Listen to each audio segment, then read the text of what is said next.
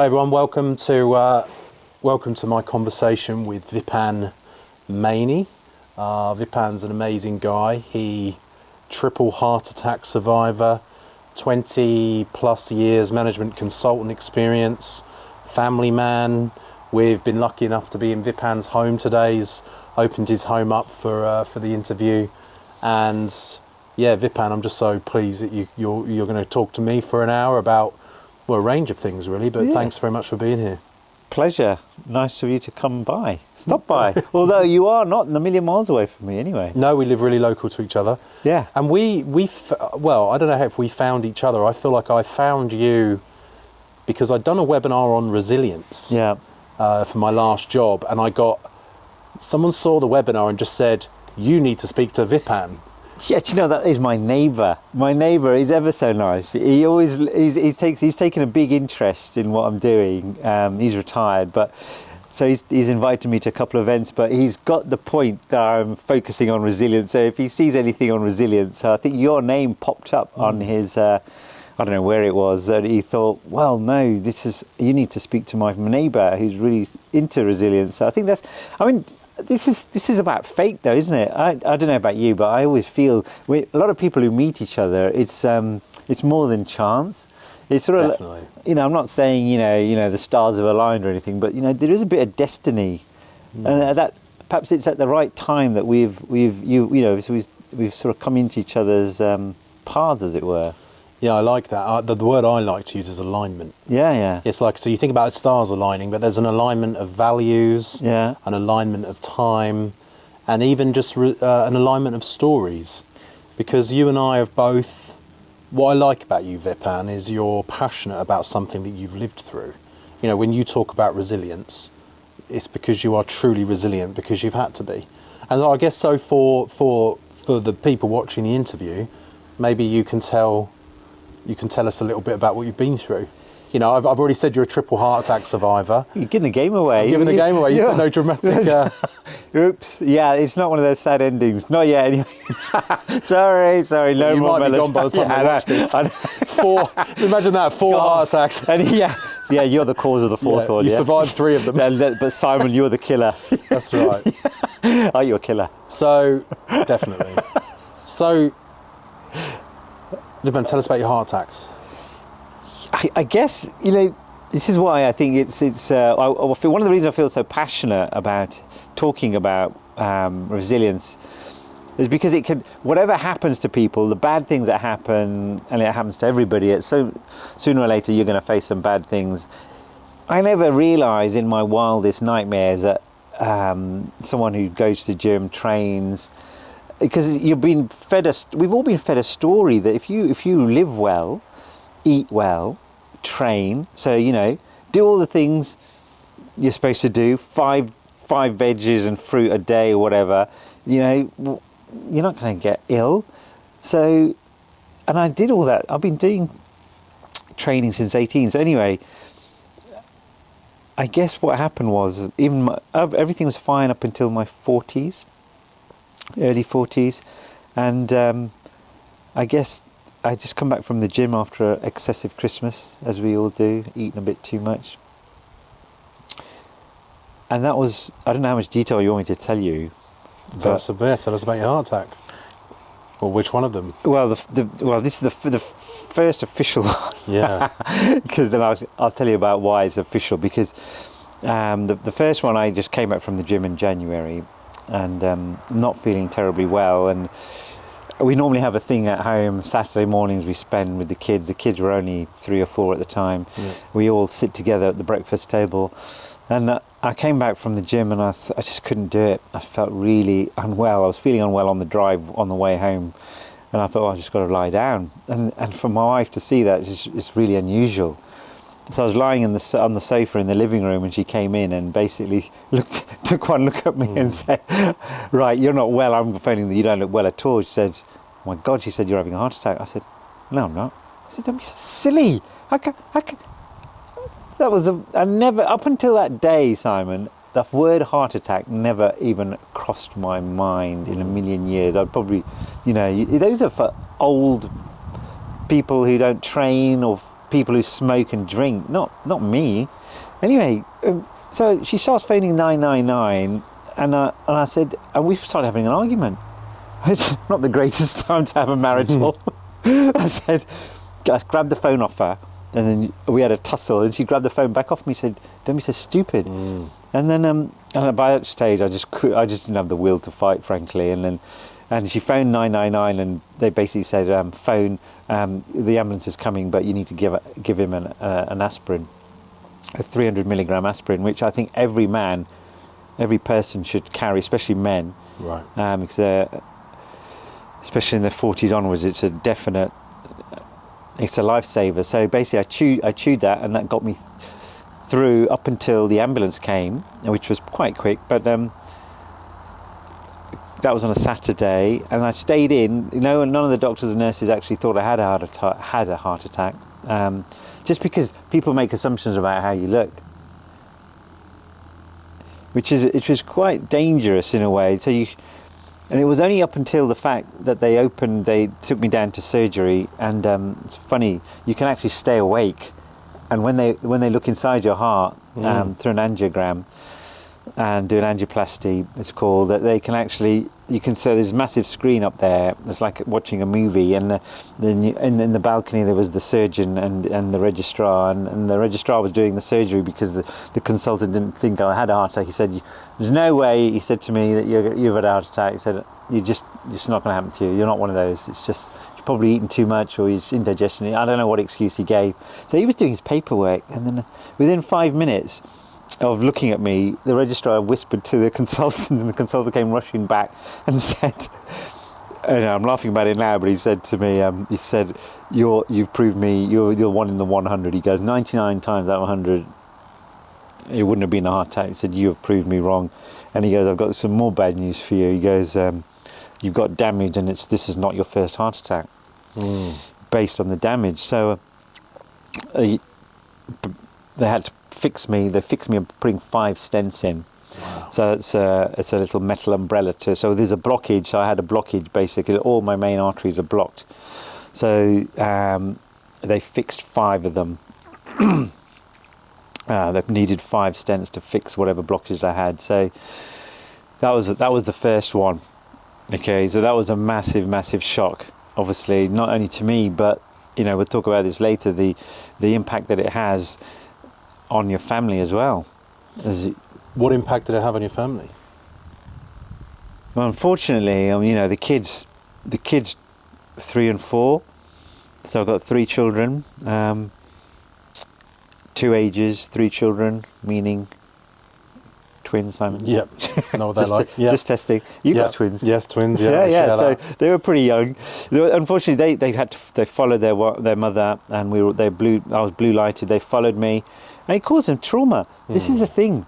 They've had psychological trauma from seeing their father have a heart attack, and unfortunately, they saw it again the second time. But yeah, so it affects them forever, basically. It turns your world it turns it upside down. That's what effect it has. And I guess the consequences of your heart attack on your family wouldn't be as far-reaching as men who have heart attacks or women who have heart attacks and die.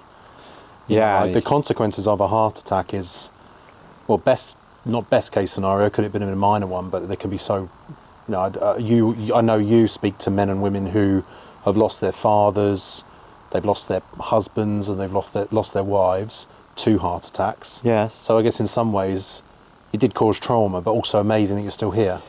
Yeah, I mean that's one of the main reasons I want to help others, and that's why we're both on our paths. We have alignment, but your experience is very different. But the method, the goal, and the objective is the same, because we want to help others who've been through something similar, and we know we can help them because of our own journey, Simon. Yeah. And you've been through a hell of a lot. Yep. And we're going to talk about that. Yep. And that's why. Well, I think that's the. I used to have a bowling coach where I played cricket. I used to have a bowling coach who said you wouldn't take driving lessons from someone who's read the manual but never driven the car. right? You wouldn't get in the car with that bloke, right? Like you're not going. Someone said, "Hey, I need to give you a driving lesson," and you go, he goes, "No, I've read the manual." Yeah. And you go, "Well, hang on a second, have you driven the car?" Yeah. And they go, no, I've never driven the car before. But we, in our culture, or maybe in our society, globally, I would say that there are a lot of people teaching things that they haven't experienced, and I think this is maybe a byproduct of telling young people, go to university and you'll learn things. Like, I'm not a massive believer that you're going to learn anything at university. You're going to learn knowledge, right? Yeah. But there's a difference between knowledge and wisdom. Correct. And wisdom comes through lived experience. You know, I get in a lot of trouble with a couple of people who know me. Like, I'm not a believer that you can become a life coach by going and doing a qualification. I'm not. No. If you've lived life and you've lost people and you've had traumas and you've been through some stuff, right? Or maybe you've been successful, then go and do the qualification to consolidate your learnings. But you definitely shouldn't be a 21-year-old life coach from a middle-class family who's never experienced any hardship, right? Because who are you to teach anyone about hardship? And the thing that I like about what you're doing, Vipan, is you've had 3 heart attacks. But you know what it's like to be, 40 minutes on the floor? Yeah, that was my second one when I was waiting for an ambulance. And the thing between heart attacks, that's the other thing. So if you could do a video and as a warning or to promote, not promote is a funny word, but to show people what it's like. There's no set. So if you're feeling unwell, you might not be having a heart attack, but you could be having a heart attack.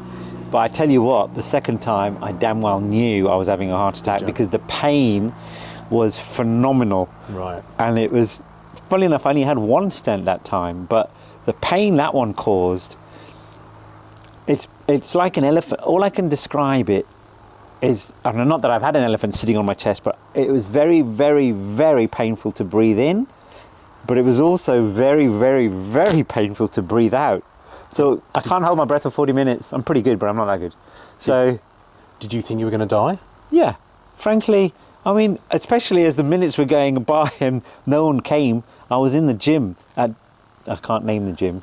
I won't name the gym I was at. Just go, I was at the gym, and I'll cut that bit out. I was at David Lloyd's. Anyway. Just go, I was at the gym. I was at the gym. I was in the changing room after doing my session. And I just suddenly had this massive pain. And it came on just like that. And it was like being punched in your chest really, really hard. And I thought, and I literally, within that first instant, I just knew it, straight away, I'm having a heart attack. I just knew it because probably, have I learned from the first time? No, because the feelings was totally different. This time though, when you have that intense pain, you know it's not going to go away. So then I had to walk by myself. There's no one in the changing room. I had a decision to make, Simon. Stay in the changing room, hope someone's going to come in and help me, or walk out the changing room, try and walk out the changing room, because I wasn't sure if I could, but I'd try and make it to reception, which is about 30-40 meters away. And that's where I eventually did. But the pain was just lying on the floor, having told the reception I'm having a heart attack, call the doctor, call the ambulance. But every minute ebbed away that they didn't come. The ambulance didn't come because it was a Sunday and whatever reasons. I just didn't think I was going to make it. But I did promise myself, though, if I did make it, I was going to do something useful and make changes, not only to my own life, because I think one of the issues was I pretended, and I think men are very good at that. You know, you say to yourself, get over this. Yeah. So what? Loads of people have a heart attack. I just do as I was doing before. I'll just, whatever excesses I was doing, working, exercising, whatever excesses, I just didn't make any changes. But I did promise myself I would learn those lessons, and I would definitely use that to help others. And that's why I'm on a mission. Same as you. Yeah, definitely. And I had that moment in rehab. Yeah. I had that moment sat on a bench in rehab where I made a very solemn and firm decision that I was going to use my experiences to try and make the world a better place. And there's a map, in addiction, there's a map for that, because you do the 12 steps in addiction, and step 12 is having had a spiritual awakening, which basically means you're just ready to serve others. People think spiritual awakening is you become some enlightened. Enlightenment, I believe enlightenment is just realizing that you want to help other people. Yeah. I think enlightenment is realizing that the world is bigger than you. Yes. And so the step 12 is, having had a spiritual awakening as a result of the steps, we now dedicate our lives to the service of others. And I remember, I was on step 1, but being this professional sportsman, I was already had my mind on step 12, and I was like, right, I'm going to do the 12 steps, and then I'm going to help people. But Yeah. it doesn't quite work out like that, because I think that one of the first things you probably had to do was get yourself in some form of shape where you could help people still, because you must have been on, to get yourself healthier and to have learned the lessons that you needed to learn, you must have been on a journey between having that heart attack and being ready to help others. Yeah, I think this is one of the problems people face if they have, especially if they've, physical trauma especially, because with the physical trauma you think you need to just get better from the physical trauma, whether you've broken a leg, you're suffering from severe illness, now cancer, heart disease, but it's the mental side of things that you don't recognize. And it took me years, if I'm honest with you, to actually suddenly realize, it wasn't a sudden, to realize that in fact it's been a much easier process. It's a process to recover from the physical trauma, but the mental trauma is probably a lot more difficult and complicated, but it'll only happen if you're ready to accept and to realize that you do need to change. What did you need to change? Hell of a lot, and to come to terms with that there's, to recognize that in fact there's lots of things that you need to change. That's not easy, because especially if you're I'm quite stubborn. For a start, that can be good and bad. Yes. Stubborn, refusal to die. Yeah. However, to make the changes again wasn't easy, because I think, no, I don't need to change. I survived before, I'll survive again. Yeah. But then the same things seem to happen again and again, and then you realise you need to make... the first thing, there's lots of things I need to change, and I think men... like a lot of men, don't think we're vulnerable. I think that was the thing. Once you realise your vulnerability, that opens up a Pandora's box. But are you strong enough or courageous enough to open that box? Well, a lot of people don't open it. It gets opened for them. Yeah. In fact, who opens that box? Who opens the box voluntarily to their own vulnerability? Usually it takes a heart attack or a divorce or a rock bottom or a car accident or debts, people knocking on the doors. Like, who actually voluntarily goes, I'm vulnerable, I'm not... I think a big part of maturation is having that... I don't know if I know many people who have matured themselves voluntarily. It's more like nature nature grows us up, and usually it takes a big slap in the face, like 3 heart attacks, or rehab, to go, oh shit, I'm really vulnerable. It goes back to your earlier point. You were talking earlier on about knowledge and wisdom, and wisdom, it's not the fact that you go, so the fact that I've gone through the 3 heart attacks doesn't give me any more wisdom. And I think this is the key. People think if you've had an eventful life, you must be wise. No, I was as ignorant as I was after the first heart attack. It's the fact that I suddenly realised that I need to make changes, and being open to myself that I need, and going through those changes. That's been the journey, and the same for you. It's not the wisdom you have gained, Simon, is from the journey you've been on, and then you've opened yourself, and the key word to that is perspicacity. It is my favourite word. It is my favourite word. I've told you about it before. Yeah. I'll give you a spelling test at the end. But joking aside, perspicacity is self-insight. So you've got to actually... For me, it took me years to think. And it wasn't, I have to admit, it wasn't just myself. I was causing damage to my family. I was getting frustrated, I was getting angry, and that was having an impact on my children and the people close to me who I loved. And bit by bit, I could see I was losing them. And if I didn't do something, there was a big risk I was going to lose everything. So I had to make that fundamental choice. So you're right, you're faced with that. It's only when you're faced in that corner that you actually decide that or the decision, as you said, is made for you. You've got to make those changes.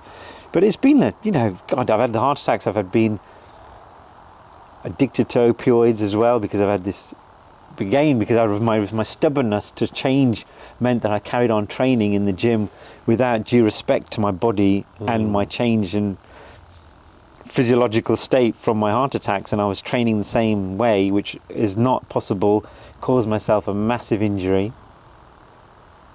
and then I couldn't get surgery because the doctors wouldn't operate. Lived with sciatica for 18 months. That's painful. Yeah, it was so painful that the only way I could cope was through opioids. And your body gets addicted to it. I was on opioids every 2 hours. Wow. That's how bad it got. Because anything other than that, the pain was, I got to the point where I was screaming if it lasted longer than that. It was just, I try not to think about it because the pain is so it was an intense period. But the fault lay with me. I caused that in a way because of the way I train in the gym, and caused that massive, and I was trying to prove something to myself. I was trying to prove, this is what men try and do, they try and prove themselves. I don't know who I was trying to prove to myself. I don't know why. I was still the same person, but why should I be the same person? Why should you be the same person? The whole point of wisdom and time is that you change.